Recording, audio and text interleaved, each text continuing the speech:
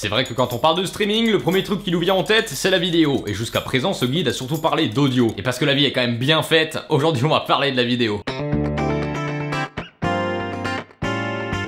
Alors l'avantage c'est que dans le streaming c'est pas trop compliqué, il y a que deux grandes sources qu'il faut utiliser. La première c'est la capture de votre jeu, et la deuxième c'est la capture de votre magnifique faciès. Et avant de passer sur le PC pour vous expliquer comment capturer vos jeux, je vais vous parler des deux solutions qui existent pour capturer votre jolie bouille. Ça y est, on m'a perdu. Alors la première solution qui est la plus simple et la moins coûteuse, c'est évidemment la webcam. Actuellement la webcam la plus utilisée dans le milieu du streaming, c'est la Logitech C920. Moi-même je l'utilise, elle a fait ses preuves, elle fonctionne très bien. Mais évidemment si vous avez le budget et que vous souhaitez garder la simplicité d'une webcam, il existe la Logitech Brio qui vous permet de capturer de la 4K. Et la deuxième solution disponible, ça serait de brancher directement un appareil photo comme celui que j'utilise actuellement. Il existe un petit outil vendu par Elgato qui s'appelle le Camlink qui permet de brancher votre appareil photo directement à votre PC. Alors non, ce n'est pas un placement de produit, mais s'il y a des gens de chez Elgato qui regardent cette vidéo, n'hésitez pas les gars, moi j'adore vos produits. Maintenant qu'on a vu ça, on va passer sur le PC pour voir comment capturer vos jeux et le flux vidéo de votre webcam. Alors pour cette vidéo, je vais utiliser OBS pour capturer mon écran et mes jeux, mais je vous rappelle qu'il existe d'autres logiciels de capture et que j'ai fait une vidéo à ce sujet. Le but de cette vidéo, c'est de vous montrer que capturer vos jeux est relativement simple et beaucoup plus facile que de régler correctement son audio.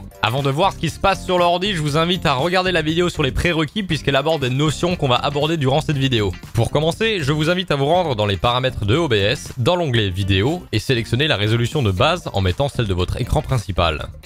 La résolution de sortie dépendra de la qualité que vous souhaitez streamer. Pour ma part, je stream en 720p.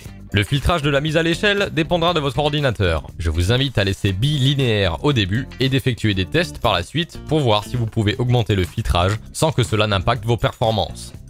Pour capturer vos jeux sur OBS, il faut comprendre les scènes et les sources. Et vous allez voir, c'est relativement simple. Les sources sont tout simplement les différentes sources vidéo, audio, images, texte que vous pouvez utiliser pour composer une ou plusieurs scènes. Par exemple, vous pouvez avoir une scène d'introduction qui possède une image fixe ou une vidéo, puis une scène avec votre webcam quand vous présentez le programme de votre live, et une scène avec votre jeu et votre webcam pour les phases de gameplay. Pour capturer vos jeux, cliquez sur le plus pour ajouter une source, cliquez sur capture de jeu, par défaut, créez une nouvelle source et sélectionnez. C'est parfait, c'est ce qu'il nous faut. Renommez la source comme bon vous semble et laissez le mode capturer les applications en plein écran si vous souhaitez que OBS capture automatiquement vos jeux qui se lancent en plein écran. Sinon, sélectionnez capturer une fenêtre spécifique et sélectionnez la fenêtre que vous souhaitez capturer, puis cliquez sur OK. Une fois qu'une source a été ajoutée, vous pouvez l'ajouter à vos autres scènes directement en cliquant sur le plus. Dans notre cas, il s'agit d'une capture de jeu. Cliquez sur ajouter une source existante et sélectionnez la source que vous souhaitez. Je vous recommande d'utiliser le mode capture de jeu en priorité, c'est ce qui fonctionne le mieux et impacte le moins vos performances. Cependant, vous pouvez ajouter, comme je l'ai fait, une capture d'écran que j'active uniquement en cas de besoin. J'utilise souvent cette source lorsque je veux montrer à mon chat un article, une vidéo sur YouTube ou tout ce qui n'est pas un jeu. Cependant, pensez à désactiver cette source en cliquant sur l'œil à droite afin que la capture d'écran ne rentre pas en conflit avec la capture de jeu. Pour capturer le flux vidéo de votre webcam, c'est tout aussi simple. Cliquez sur le plus, périphérique de capture vidéo, sélectionnez votre webcam. Pour ma part, la Logitech C920. Puisque cette source existe déjà chez moi, je vais tout simplement ajouter une source existante.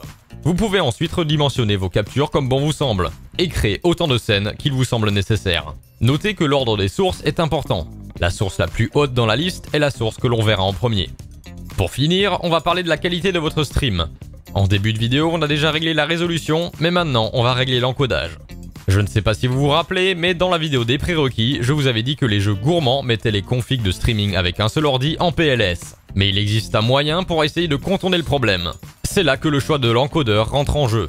Il est courant d'entendre que l'encodage avec le CPU est la meilleure solution puisque le rendu est meilleur. Et vous trouverez sûrement un tas d'exemples où des gens zooment dans les vidéos pour vous prouver que les angles sont plus nets lorsqu'on utilise le CPU pour encoder le flux vidéo. Le problème, c'est que l'encodage CPU est gourmand, et puisque les jeux qui nous mettent en PLS aussi, l'encodage rentre en surcharge et tout le monde commence à croire que vous streamez avec un modem 56K. Pour contourner le problème, vous pouvez utiliser l'encodeur de votre GPU. Alors attention, ce que je vais dire s'applique uniquement pour les cartes graphiques Nvidia, je n'ai jamais pu tester l'encodage des cartes graphiques AMD. Récemment, Nvidia est arrivé avec le New NVENC. Plus performant, moins gourmand, et ça marche. J'ai pu streamer des jeux que je ne pouvais pas streamer auparavant. Du coup, je vous invite vraiment à utiliser cet encodeur, et honnêtement, j'ai jamais vu personne se plaindre de la qualité. Et encore une fois, je vous rappelle que beaucoup de monde va lancer votre stream dans un coin d'écran ou sur leur smartphone, mettre pause et zoomer sur les angles pour voir s'ils sont nets, c'est le dernier de leurs soucis. Pour choisir votre débit, je vous rappelle que vous pouvez aller directement sur le site de Twitch ou le site de streaming que vous utilisez. Il paraît qu'ils savent de quoi ils parlent. L'option la plus intéressante ici, c'est le pré-réglage, car vous pouvez la modifier même pendant que votre live est actif. Vous pouvez sélectionner qualité maximale de base, puisque l'option est modifiable à tout moment. Si vous constatez que le jeu que vous streamez est quand même trop gourmand, vous pouvez baisser sur qualité, et enfin performance si vraiment votre ordi a du mal. Je ne vous conseille pas de choisir les autres options.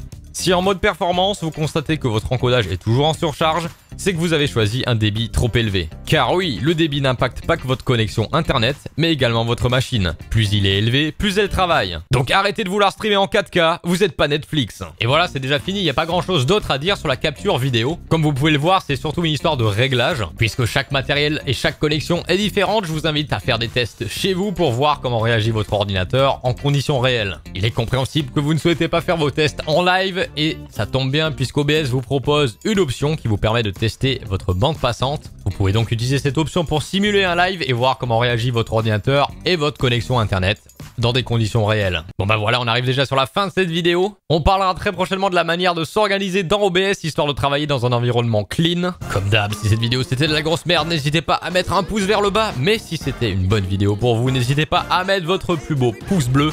N'hésitez pas à vous abonner à la chaîne YouTube, à la chaîne Twitch, au Twitter, au Discord. De toute façon, ça vous saoule que je le dise. Même moi, ça me saoule de le dire. D'ici là, les gens, réglez correctement votre logiciel de streaming. Portez-vous bien et je vous dis à la prochaine. Ciao!